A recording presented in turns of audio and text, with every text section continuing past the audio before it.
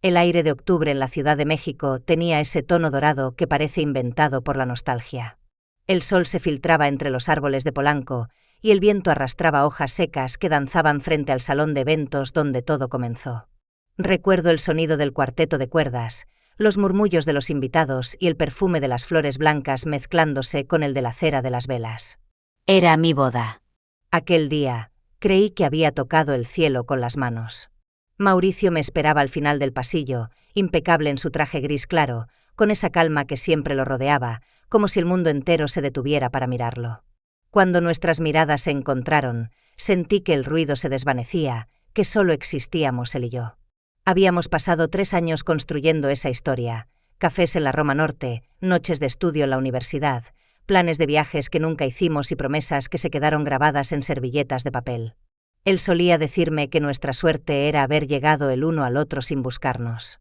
Que todo lo que vino después fue simple consecuencia de ese primer encuentro accidental en una librería, cuando ambos alcanzamos el mismo ejemplar de un libro. Aquella coincidencia cambió todo. Y ahora, ahí estábamos, frente a familiares y amigos, pronunciando votos que me parecían eternos. Recuerdo su voz firme cuando dijo mi nombre, Valeria Álvarez. Prometo cuidarte, respetarte y hacerte reír incluso cuando la vida se ponga en contra. Yo quise responder, pero me temblaban los labios. Las lágrimas me nublaron la vista y solo atiné a decir, y yo a ti, Mauricio Herrera, te prometo ser tu casa, donde siempre puedas volver. Los aplausos rompieron el silencio, las luces se encendieron, y en un instante sentí que el universo entero conspiraba para bendecirnos. Después vino la música, las copas de vino, las risas. El reflejo de los candelabros se multiplicaba en los cristales, y la orquesta tocaba una melodía suave, como si el tiempo se hubiera vuelto líquido.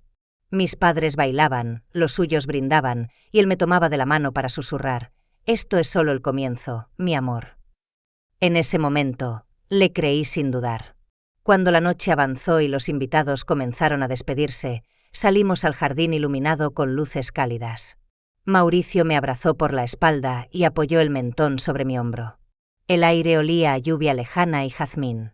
«¿Eres feliz?», me preguntó. Sonreí. Más de lo que imaginé posible. Él me besó la frente y dijo algo que entonces me pareció una simple ternura. «Prometo que nunca dejarás de sentirte así». Ahora, mirando atrás, sé que ese fue el instante exacto que se quedó suspendido en el tiempo, el último en que creí que nada malo podría tocarnos. Si hubiera sabido lo que venía después, habría detenido el tiempo en ese instante, habría congelado ese beso, ese perfume, esa certeza. Porque aquel día, de verdad creí tenerlo todo. Los primeros años de nuestro matrimonio fueron tan serenos que, a veces, me parecía vivir dentro de un sueño que no quería despertar. Nuestro departamento en la Roma Norte no era grande, pero cada rincón respiraba amor. Las paredes estaban cubiertas con fotografías de viajes, dibujos que hacíamos juntos los domingos por la tarde y velas que yo encendía para perfumar la casa con vainilla y madera. Cada noche, antes de dormir, Mauricio se asomaba por el balcón y decía que desde ahí se podía escuchar el pulso de la ciudad. Yo le respondía que el único sonido que me importaba era el de su voz. Nos casamos jóvenes y con más ilusión que experiencia, pero lo que nos faltaba de sabiduría lo compensábamos con ternura. Mauricio trabajaba en un bufete corporativo en Polanco y solía salir muy temprano. Yo recién había comenzado en una agencia de comunicación. Cada mañana nos despedíamos con un beso rápido en la puerta, prometiéndonos almorzar juntos al día siguiente, aunque casi nunca lo lográbamos. Sin embargo, siempre encontrábamos un modo de reconectarnos. Una llamada breve a media tarde, un mensaje cariñoso o una cena improvisada con pasta y vino barato. A veces él llegaba tan tarde que apenas tenía fuerzas para hablar, pero aún así se sentaba conmigo en la cocina mientras yo preparaba té. «Solo 5 minutos más contigo», me decía, y yo sabía que ese era su modo de decir que me amaba. Los fines de semana eran nuestro refugio. Caminábamos por el Parque México, comprábamos flores en la esquina de Medellín o escapábamos a Valle de Bravo o Tepoztlán para sentir el silencio y olvidar el ruido de la capital. Eran escapadas breves, pero en esos días, el tiempo se volvía elástico. Mauricio tenía una manera de hacer que incluso lo cotidiano pareciera extraordinario. Si se iba la luz, encendía velas y proponía una cena a oscuras. Si llovía, abría las ventanas y bailaba conmigo entre las gotas. Su risa llenaba el espacio con una paz difícil de describir. Y aunque a veces su trabajo lo absorbía, jamás dejaba de hacerme sentir que yo era su prioridad. Yo también aprendí a acompañarlo en sus silencios. Sabía cuando necesitaba hablar de un caso difícil y cuando solo quería que le tomara la mano sin decir nada. Éramos un equipo. Y aunque nuestras cuentas eran modestas y nuestros muebles sencillos, la felicidad se medía en pequeñas cosas. El olor del café, los pasos compartidos sobre el parquet, el eco de una carcajada al final del día. Recuerdo una noche en especial. Afuera llovía y las luces de los autos se reflejaban en el vidrio de la ventana. Mauricio estaba revisando documentos y yo me acerqué con una manta. Él me miró y sonrió con ese gesto que me desarmaba. «¿Sabes qué pienso?», murmuró. «Que no necesito nada más que esto». Me quedé observándolo mientras la lluvia seguía cayendo, sintiendo que tenía razón. Aquel equilibrio parecía eterno, tan perfecto que olvidé que incluso la calma puede esconder su propio presagio. No imaginaba que aquel equilibrio tan perfecto era, en realidad, una calma antes de la tormenta. Todo comenzó una tarde de marzo, cuando Mauricio llegó a casa con una carpeta bajo el brazo y una expresión que no supe leer. Dejó el portafolio sobre la mesa, se quitó la corbata y respiró hondo antes de mirarme. Hoy me asignaron un caso distinto, uno que podría definir mi carrera. Sus palabras, aunque dichas con serenidad, tenían un peso que me heló la sangre. Se trataba del divorcio de un empresario poderoso de la Ciudad de México, dueño de hoteles, galerías y acciones en compañías que solo conocía por los noticieros. Mauricio debía representar al esposo, un hombre acostumbrado a ganar siempre, incluso en los juzgados. «Está en juego una fortuna de cientos de millones de pesos», me explicó mientras pasaba las hojas del expediente, con una mezcla de concentración y orgullo profesional. Al principio me alegré por él. Era una oportunidad que cualquier abogado habría deseado. Pero pronto noté el brillo distinto en su mirada. No era solo ambición, era obsesión. Pasaba las noches revisando documentos, subrayando cláusulas con la misma intensidad con que solía acariciar mis manos. Las cenas se enfriaban sobre la mesa, y las velas que antes encendíamos para celebrar el día se quedaron sin usar. Una noche me animé a preguntarle si valía la pena tanto desgaste. «Mauricio, suena agotador, y esa gente tiene poder, contactos, ¿estás seguro de que quieres involucrarte así?». Él levantó la vista del escritorio, con esa calma que me desconcertaba. «Valeria, esto no es solo por dinero. Es cuestión de justicia. El hombre construyó todo con su esfuerzo, y ella quiere la mitad de lo que nunca trabajó». Sus palabras me dejaron una sensación amarga. «¿Y si no es tan simple?», murmuré. «A veces la justicia depende de quien cuenta la historia». Sonrió apenas, cansado, y me tomó la mano. «Es solo un caso más, y cuando termine, todo volverá a ser como antes». Pero no volvió a serlo. Durante las semanas siguientes, Mauricio desaparecía en reuniones interminables. Volvía con ojeras profundas, el traje arrugado, el teléfono sonando a todas horas. Empezó a hablar en sueños, a veces pronunciando nombres que no reconocía. En las mañanas, al mirarlo preparar café sin siquiera probarlo, sentía que se alejaba un poco más. Esa noche de viernes aún la recuerdo con precisión quirúrgica. Quise sorprenderlo con su cena favorita, pollo al horno con romero y papas. Compré un vino que solíamos reservar para las ocasiones especiales y llené la casa con el aroma de las velas. Quería recordarle que la vida también era eso, no solo contratos y litigios. Cuando el reloj marcó las 8, el celular vibró. Era él. «Ya salgo del despacho, amor. Solo voy a pasar por el estacionamiento de Lomas a recoger el coche. Dame 15 minutos y estoy en casa». Su voz sonaba cansada pero cálida, y por un momento volví a sentirme tranquila. Colgué sonriendo, serví el vino, encendí las velas. Afuera la ciudad respiraba un aire húmedo, como si anunciara tormenta. 15 minutos pasaron. Luego 20. Después 1 hora. Y el vino comenzó a perder su sabor. Esa fue la última llamada que recibí de mi esposo. El reloj marcaba las 9 con un tic-tac que sonaba más fuerte de lo habitual. La cena estaba servida, las copas llenas y las velas titilaban sobre la mesa, lanzando reflejos dorados contra las paredes. Afuera, La lluvia había empezado a caer con una suavidad casi melancólica, como si la ciudad entera se preparara para dormir. Pero yo no podía hacerlo. Mauricio debía haber llegado hacía más de media hora. Encendí el televisor solo para distraerme, pero el sonido de las noticias me pareció insoportablemente ajeno. Llamé a su celular. La primera vez sonó largo, la segunda fue directamente al buzón. Pensé que tal vez estaba manejando, que el tráfico en Periférico podía haberse vuelto un caos, o que había decidido detenerse por un café. Pero conforme los minutos se estiraban, la inquietud empezó a hundirse en mi pecho como una piedra. A las 10, salí al balcón. Desde nuestro piso podía ver el parpadeo de los semáforos en Insurgentes, la vida nocturna continuando indiferente a mi ansiedad. El vino se había enfriado, el pollo estaba ya seco, y las velas se consumían lentamente, dejando un olor a cera y soledad. Tomé el teléfono otra vez y marqué el número de la administración del estacionamiento de Lomas de Chapultepec, donde él siempre dejaba el coche. «Buenas noches», dije, intentando mantener la voz firme. Mi esposo, Mauricio Herrera, fue a recoger su vehículo hace más de una hora. ¿Podría confirmar si salió? Del otro lado, el empleado dudó unos segundos antes de responder. «Sí, señora. El licenciado Herrera pasó hace rato. Lo recuerdo bien», me saludó. Tomó su auto y se fue. Sentí que el piso desaparecía bajo mis pies. Si había salido, ¿por qué no había llegado? Comencé a llamar a hospitales, a los pocos amigos cercanos que teníamos. Nadie sabía nada. Mis manos temblaban tanto que el teléfono casi se me cayó. A las 11, marqué a mis padres. Mi madre contestó con voz somnolienta y bastó con oír su Valeria, para que rompiera a llorar. Le conté entre sollozos lo poco que sabía. «Debe haber una explicación», dijo ella, intentando sonar tranquila. «Llama a la policía, hija». Obedecí. Un oficial me atendió con cortesía mecánica, tomó los datos, y me explicó que, al tratarse de un adulto, no podían considerarlo oficialmente desaparecido hasta pasadas 24 horas. Aquella frase me atravesó como un cuchillo. 24 horas.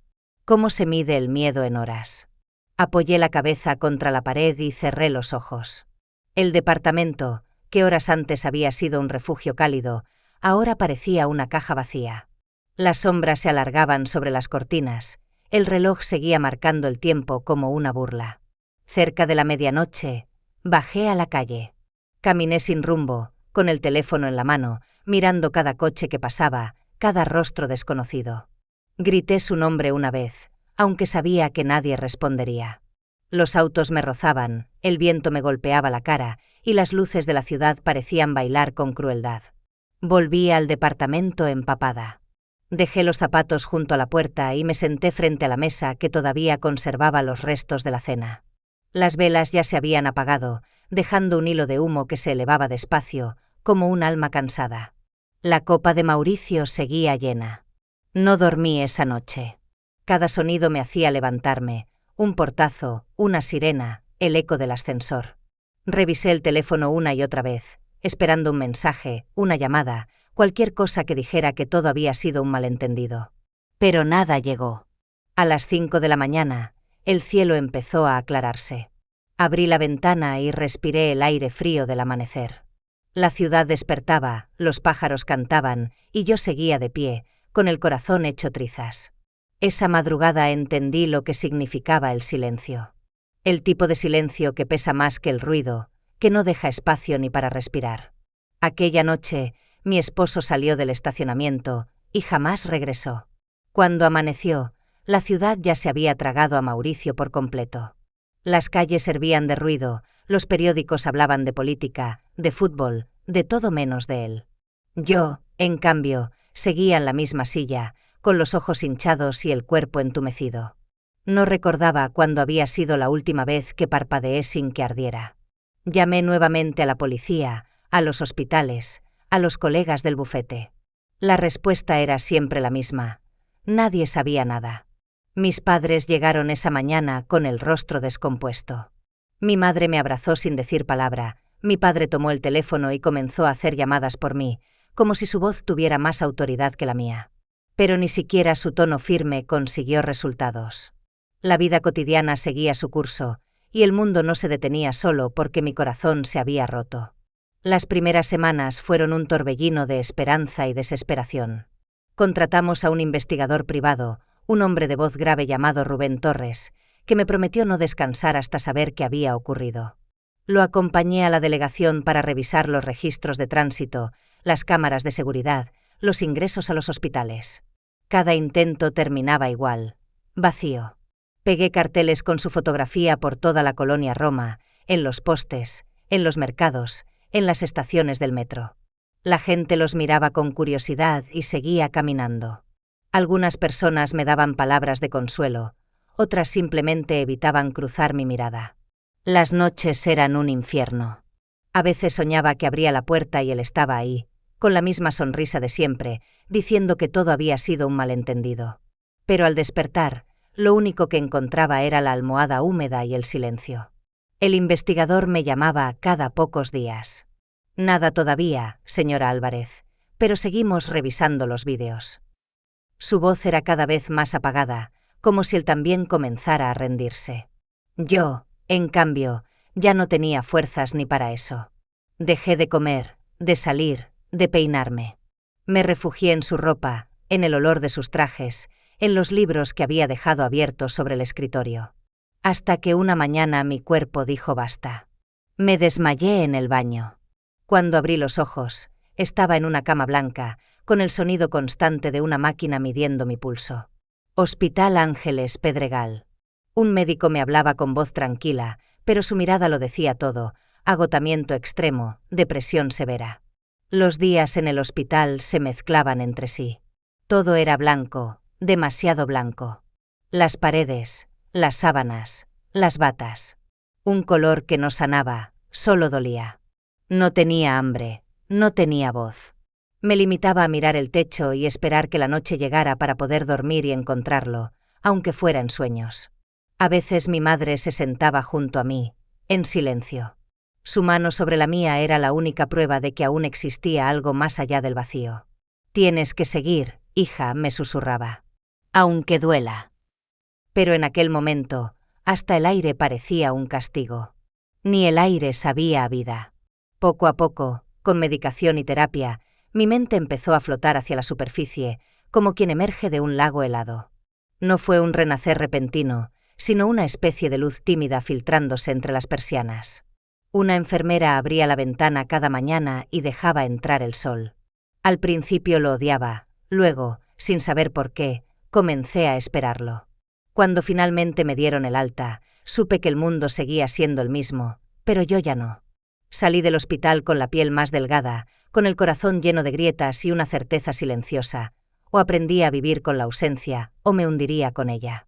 La luz del mediodía me cegó al cruzar la puerta principal. Y por primera vez en mucho tiempo, en lugar de cerrarla, decidí dejar que me tocara. El aire era tibio, el cielo claro. En ese contraste entre el blanco frío del hospital y el dorado suave del sol, comenzó, sin que yo lo notara, mi primer paso hacia la vida. Después del hospital, la vida se sintió como un terreno desconocido. Caminar, comer, respirar, todo parecía un aprendizaje nuevo. Mi médico me había recomendado ocupar el tiempo, llenar las horas con algo que me obligara a salir de casa. El movimiento, aunque sea mínimo, mantiene viva la mente, me dijo antes de darme el alta. Así fue como terminé aceptando un trabajo que jamás habría imaginado: asistente doméstica de una mujer mayor en Coyoacán. Doña Mercedes Vázquez había sido bailarina de ballet en su juventud. Vivía sola en una casa antigua de techos altos y piso de madera que crujía con cada paso. El aroma de lavanda y polvo antiguo impregnaba las habitaciones. Cuando la conocí, me recibió con una sonrisa amable y una bufanda color vino que contrastaba con su piel pálida. No tengo familia, pero tengo recuerdos suficientes para no aburrirme, me dijo entre risas. Mi tarea era sencilla: preparar sus comidas, mantener la casa en orden y acompañarla a caminar por el jardín cuando el clima lo permitía. Al principio, mis movimientos eran torpes, casi mecánicos, como si aún no habitara del todo mi cuerpo. Pero ella no parecía notarlo. Hablaba mucho de su pasado, de los escenarios, de los aplausos, de los viajes. Yo la escuchaba sin interrumpir, porque en sus relatos encontraba algo parecido a la calma. Con el tiempo, su voz se volvió parte del silencio de la casa. A veces, mientras limpiaba las vitrinas o doblaba las sábanas, la oía tararear melodías antiguas. En esos momentos, sentía que la vida podía ser simple otra vez. Ella no sabía todos los detalles de mi historia, pero había algo en su mirada que parecía entenderlo todo. Una tarde, mientras me veía organizar la despensa, me dijo sin mirarme: «El dolor enseña a moverse, aunque sea despacio». Esa frase se me quedó grabada. No como consuelo, sino como una orden suave.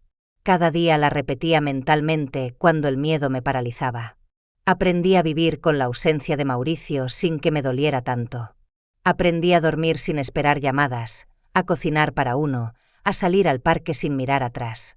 A los pocos meses, empecé a trabajar también por horas con otras familias. Limpiaba, ordenaba, cocinaba. Era un ritmo sencillo, predecible, casi terapéutico. La rutina llenaba los huecos donde antes habitaba la desesperación. Las noches eran tranquilas, el silencio ya no era enemigo. Hasta que un día sonó el teléfono. Era la hija de una de las familias para las que había trabajado en el pasado. Su tono era urgente pero cordial. La señora Victoria Robledo necesita a alguien de confianza para limpiar su residencia en Bosques de las Lomas. Nos habló de ti. Dice que pagará bien. Colgué con el corazón acelerado. Bosques de las Lomas, el mismo rumbo donde Mauricio desapareció. No lo asocié de inmediato con peligro, pero una sombra se deslizó por mi espalda. No podía rechazar el trabajo, necesitaba el dinero. Aquella llamada, tan inocente en apariencia, fue el sonido que rompió el frágil equilibrio que había construido. Sin saberlo, estaba a punto de abrir una puerta que me devolvería al pasado que creía sepultado. La mansión de Victoria Robledo en Bosques de las Lomas parecía un museo más que una casa. Desde el momento en que crucé la reja principal, supe que aquel lugar pertenecía a un mundo que no era el mío. Los pisos de mármol reflejaban la luz del mediodía, los ventanales daban a un jardín perfectamente simétrico y el silencio era tan pulcro que casi dolía. Fui contratada para limpiar 3 veces por semana, solo las áreas que la señora indicara. Su asistente me explicó las reglas con tono seco, nada de preguntas, nada de curiosidad. Aún así, algo en ese lugar me provocaba inquietud. Quizás era el eco demasiado perfecto, o el olor a flores frescas que nunca se marchitaban. Era la primera mañana cuando, mientras quitaba el polvo de una estantería en la biblioteca, escuché una voz. Grave, pausada, cálida. ¿Entonces el contrato ya está firmado?, dijo alguien desde el pasillo. El trapo se me resbaló de las manos. El sonido de esa voz me atravesó el pecho como un rayo. Me quedé inmóvil, con el corazón desbocado. No podía ser. Era imposible. Me acerqué un paso hacia la puerta entreabierta, conteniendo el aliento. La conversación seguía, indistinta, pero cada palabra me golpeaba con la certeza de algo demasiado conocido. La entonación, la cadencia, el leve acento al pronunciar las R's. Era Mauricio. El cuerpo me temblaba tanto que tuve que apoyarme en la estantería.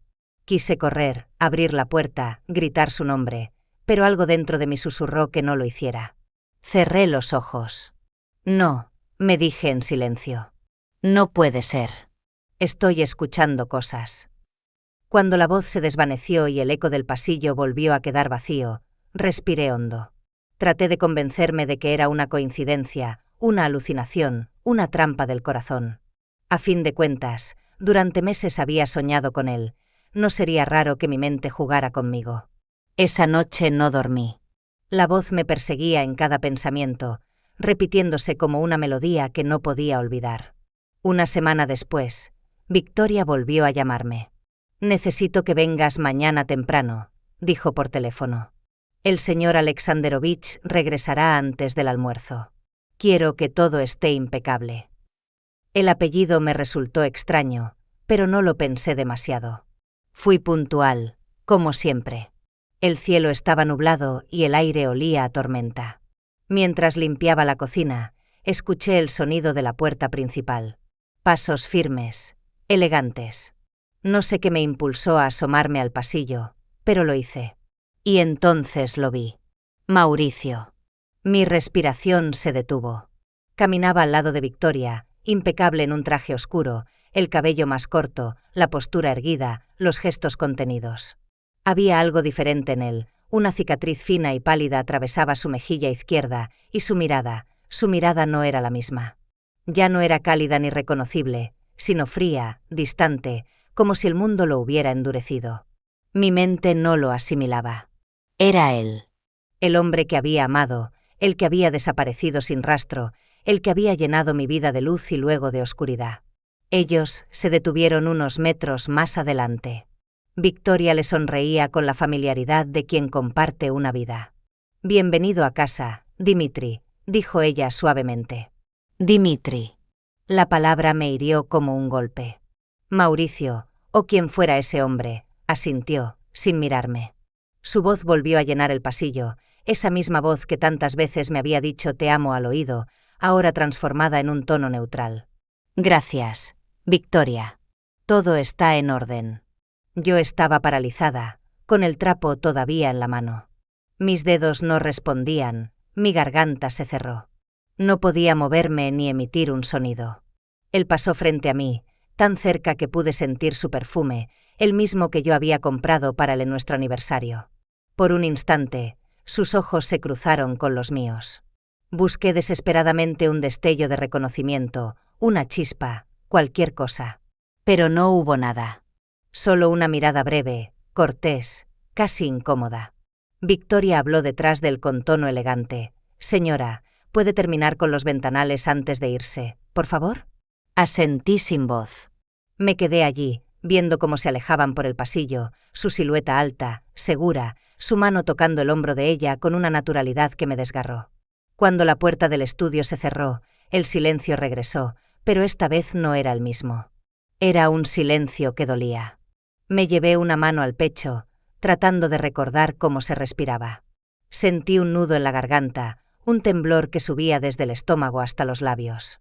Y, antes de poder contenerlo, lo susurré, apenas audible: «Mauricio». Él giró ligeramente, solo un instante, confundido, sin comprender. Luego siguió caminando. Y en ese segundo, comprendí que lo había perdido por segunda vez. Esa noche llegué a casa con la mente en llamas. No podía ordenar las ideas. Caminaba de un lado a otro, repitiendo su nombre, intentando entender cómo era posible. Cuando al fin reuní el valor para contárselo a mis padres, sus miradas me atravesaron con una mezcla de preocupación y lástima. «Hija», dijo mi madre con voz temblorosa, «el cerebro puede jugar malas pasadas. Has pasado por mucho. Tal vez viste a alguien que se le parecía». «No, mamá», respondí casi gritando. Era él. Tenía su voz, su forma de caminar, la cicatriz en la muñeca. Era Mauricio. Mi padre me observó en silencio, luego suspiró y me tomó la mano. «Si estás tan segura, demuéstralo. Pero, por favor, cuídate. No todos los fantasmas deben perseguirse». Aquellas palabras se me clavaron, pero no me detuvieron. Al día siguiente, llamé a Rubén Torres, el investigador privado que había trabajado con nosotros 2 años atrás. Tardó unos segundos en reconocer mi voz. «Señora Álvarez, pensé que ya había cerrado el caso. Quiero reabrirlo», le dije sin dudar. «Él está vivo. Ahora se llama Dimitri Alexandrovich y vive con una mujer llamada Victoria Robledo en Bosques de las Lomas». El silencio del otro lado fue largo, pesado. Finalmente respondió: «Deme 3 días. Veré qué encuentro». Fueron los 3 días más largos de mi vida. Me debatía entre la esperanza y el terror. Cuando Rubén me llamó, su voz sonaba distinta, tensa, incrédula. «Tiene razón», me dijo. El hombre al que ahora llaman Alexandrovich llegó a México hace casi 2 años, sin historial médico, sin documentos previos. Victoria Robledo lo presentó como empresario extranjero, pero su identidad fue tramitada aquí, de forma privada. Y eso no es todo. Según los registros, ella financió todos sus gastos médicos después de un accidente, ocurrido la misma noche en que su esposo desapareció. Sentí como el mundo se desmoronaba a mi alrededor. «¿Un accidente?», pregunté en un hilo de voz. «Fue una agresión. Lo encontraron inconsciente cerca de la entrada de la residencia de Robledo». Tenía fracturas y contusiones. Estuvo semanas en coma. Cuando despertó, no recordaba nada. Y ella aprovechó eso. Le creó una nueva identidad. Lo inscribió en sus empresas. Y hace un año, se casaron. Rubén me envió los documentos por correo, registros médicos, fotografías, copia del acta de matrimonio. Al ver su firma, esa letra inconfundible, se me cerró la garganta. Era mi marido, viviendo una vida que no le pertenecía. Con el corazón ardiendo, reuní cada evidencia y fui a la comisaría. Pedí hablar con el teniente Julio Ortega, un oficial de rostro sereno que había seguido el caso al principio. «Teniente», dije, colocando el expediente sobre su escritorio, «este hombre no es un ruso llamado Dmitri Alexandrovich. Es mi esposo, Mauricio Herrera, desaparecido en 2022. Aquí está la prueba». Él hojeó los papeles con atención, sin interrumpirme. Cuando terminé, me miró largo rato y asintió. «No puedo prometerle resultados inmediatos», dijo con calma, «pero esto es suficiente para abrir una investigación formal. Si lo que dice es cierto, alguien alteró registros oficiales, y eso es grave». 2 días después, la policía citó a Victoria Robledo. Llegó acompañada por un séquito de abogados, elegante, altiva, como si estuviera asistiendo a una reunión de negocios. Negó todo. «No lo retuve», dijo con voz serena. «Lo cuidé. Nadie más lo hizo. Cuando despertó, no sabía quién era, y yo solo le di una nueva vida. No cometí ningún crimen, le ofrecí amor». Las palabras me revolvieron el estómago. El teniente Ortega mantuvo la compostura, pero ordenó los siguientes pasos con firmeza. Se solicitaría una prueba de ADN, el cotejo de huellas dactilares y los registros dentales previos que yo había entregado. Todo debía comprobar si Dmitri Alexandrovich y Mauricio Herrera eran la misma persona. Mientras firmaba la declaración, sentí por primera vez que la verdad ya no era un sueño lejano. Era algo real, tangible, y estaba a punto de salir a la luz, aunque el precio fuera enfrentar al hombre que había amado y que ahora no recordaba quién era yo. El juez determinó que, mientras avanzara la investigación, Dmitri Alexandrovich, como seguían llamándolo legalmente, debía permanecer bajo supervisión médica y, de manera temporal, vivir con su supuesta esposa legítima, yo. Cuando lo escuché, sentí una mezcla de esperanza y terror. No sabía si tenerlo de nuevo bajo mi techo sería una bendición o una tortura. Los primeros días fueron extraños, casi insoportables. Mauricio, o Dmitri, se movía por la casa como un huésped educado. Saludaba a mis padres con cortesía, daba las gracias después de cada comida, pero su tono era distante, controlado, sin emoción. No había en sus gestos ni un resquicio del hombre que había amado. Dormía en la habitación de invitados, con la puerta entreabierta, y cada noche lo escuchaba dar vueltas en la cama como si el silencio también lo persiguiera. Yo trataba de no forzar nada. Le hablaba con calma, sin reclamarle nada, sin exigirle recuerdos que no estaban allí. En las tardes, me sentaba con él frente a la mesa del comedor y abría los álbumes de fotos que había conservado con tanto cuidado. «Mira», le decía, pasando las páginas con dedos temblorosos. «Aquí fue nuestra boda, en octubre. ¿Ves los árboles? Fue en Polanco, el día más hermoso de mi vida». Él observaba las imágenes con atención, como si fueran escenas de una película que alguien más protagonizaba. A veces fruncía el ceño, otras se quedaba en silencio y en contadas ocasiones murmuraba: «Siento que conozco este lugar, pero no sé por qué». Una noche le mostré una foto de los dos caminando por el malecón de Veracruz, él sosteniéndome la mano mientras el viento nos despeinaba. La miró largo rato. Luego levantó la vista y me dijo con voz baja: «Cuando cierro los ojos, escucho olas. Pero no veo tu rostro. Solo una sombra». Esa confesión me rompió y me dio esperanza al mismo tiempo. Algo dentro de él seguía vivo, atrapado detrás del muro del olvido. Pasaron las semanas y, por recomendación del neurólogo, comenzamos una terapia de recuperación de memoria a través de estímulos. El médico dijo que los lugares y las sensaciones podían abrir grietas donde las palabras no alcanzaban. Fue así como decidí llevarlo al punto donde todo había terminado, el garaje de Lomas de Chapultepec. El aire allí seguía oliendo a cemento y gasolina, igual que aquella noche. Cuando bajamos del coche, el sonido hueco de nuestros pasos se mezcló con el eco de los motores lejanos. Mauricio se detuvo en seco. «¿Por qué estamos aquí?», preguntó, llevándose la mano a la frente. «Porque aquí fue donde desapareciste», le respondí en voz baja. «La última vez que te oí, me dijiste que venías camino a casa». Él cerró los ojos. Un temblor recorrió su cuerpo. Me acerqué despacio, temiendo romper algo frágil, invisible. «No tienes que forzarlo», susurré. «Solo camina un poco, siente el lugar». Dio unos pasos más. Se apoyó en una columna y, de repente, el color le abandonó el rostro. «Las luces», murmuró. Había luces, y ruido, un golpe, 2 hombres. Se llevó las manos a la cabeza. Su respiración se aceleró. «No, no».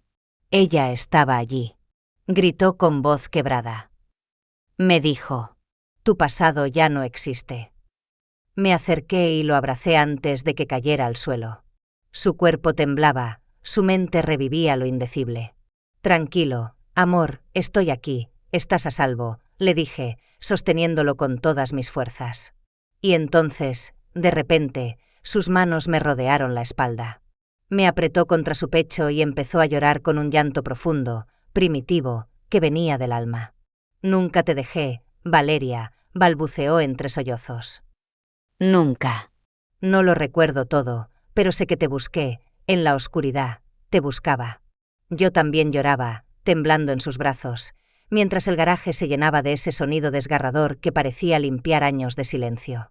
Las luces blancas del techo se reflejaban sobre el piso húmedo, envolviéndonos en un resplandor que parecía de otro mundo. Nos quedamos así, aferrados el uno al otro, respirando entre lágrimas, como si el tiempo se hubiera detenido para darnos una segunda oportunidad. Por fin, después de 2 años de sombras, Mauricio había vuelto. Y aunque el dolor no se había ido, su abrazo me recordó que el amor, cuando es real, puede encontrar el camino incluso entre las ruinas de la memoria. Los días siguientes fueron una tormenta de declaraciones, peritajes y titulares. Mauricio, ya más lúcido, accedió a colaborar con la policía. En la oficina del teniente Ortega, relató todo lo que recordaba con una voz firme pero quebrada. El estacionamiento, los hombres que lo golpearon, el sabor metálico de la sangre, y luego, el rostro de Victoria inclinándose sobre él, susurrándole entre la niebla: «Tu pasado ya no existe». Cuando terminó de hablar, el silencio fue absoluto. El teniente tomó nota y asintió despacio. «Esto cambia todo», dijo. «Ya no se trata solo de una desaparición. Es un secuestro encubierto y una usurpación de identidad». La investigación avanzó con una velocidad que me dejó sin aliento. Los recuerdos de Mauricio coincidían con las pistas que Rubén Torres había reunido meses atrás. El rastro conducía directamente a los contactos de Eduardo Gálvez, el empresario al que Mauricio había representado en el famoso caso de divorcio. La familia de la exesposa, furiosa por el fallo que les arrebató millones, había contratado a 2 hombres para darle una lección. Pero la agresión se les fue de las manos. Cuando los detenidos confesaron, el cuadro se completó. Habían dejado a Mauricio herido frente a la propiedad de Victoria, creyéndolo muerto. Ella lo encontró, lo rescató, y en lugar de avisar a las autoridades, decidió quedarse con él, moldear su nueva vida a su medida. El día en que los culpables fueron arrestados, acompañé a Mauricio a firmar su declaración final. Sus manos aún temblaban, pero su voz sonaba más segura. «No quiero venganza», le dijo al teniente. «Solo la verdad. Y poder dormir sabiendo que ya no vivo dentro de una mentira». Pocas semanas después, la Fiscalía anunció el cierre del caso. Los responsables materiales y los autores intelectuales fueron procesados. Mauricio recuperó oficialmente su identidad: Mauricio Herrera Álvarez. Al recibir su nuevo documento, se quedó observando su nombre largo rato, con una sonrisa leve, casi tímida. «Es curioso», me dijo, «no me siento el mismo de antes, pero al menos sé quién soy». Victoria no corrió la misma suerte. La justicia la obligó a responder por ocultar información y alterar documentos oficiales. Durante la audiencia final, se presentó impecable como siempre, con un vestido sobrio y un gesto controlado. Pero cuando el juez dictó la sentencia, su máscara se resquebrajó. Bajó la mirada, Las lágrimas le corrieron sin disimulo. Yo estaba allí, a pocos metros. Por un momento, nuestras miradas se cruzaron. No vi a una villana, sino a una mujer rota, prisionera de sus propias decisiones. No sentí odio. Solo un cansancio inmenso y una paz inesperada. No puedo odiarte, pensé. Ya lo perdí todo una vez. No volveré a perder mi alma. El tiempo, poco a poco, comenzó a reconstruir lo que la tragedia había destruido. Mauricio y yo dejamos atrás las oficinas de abogados, las citas médicas, los titulares sensacionalistas. Nos mudamos a un pequeño departamento en Roma Norte, cerca del parque que tanto amábamos. Nada lujoso, pero lleno de luz. Las mañanas se llenaban con el olor del café y el sonido de su risa, esa que creí no volver a escuchar. No intentamos recuperar el pasado, preferimos crear algo nuevo, más frágil, más humano. Caminábamos por la ciudad sin prisa, redescubriendo lugares, aprendiendo a convivir con las cicatrices. Una tarde, mientras el sol caía sobre Río Churubusco, nos detuvimos en el puente donde solíamos mirar los coches pasar. Él tomó mi mano, entrelazó los dedos con los míos y apoyó su frente contra la mía. El cielo ardía en tonos naranjas y dorados, reflejándose en sus ojos. ¿Sabes qué pienso?, me susurró.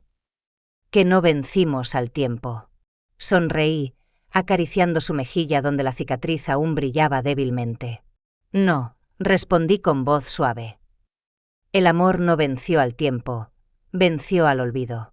Nos quedamos así, mirando el horizonte, mientras la ciudad se fundía con la luz del atardecer.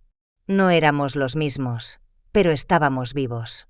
Y, en ese instante, entendí que el verdadero milagro no había sido recuperar el pasado, sino atrevernos a empezar de nuevo.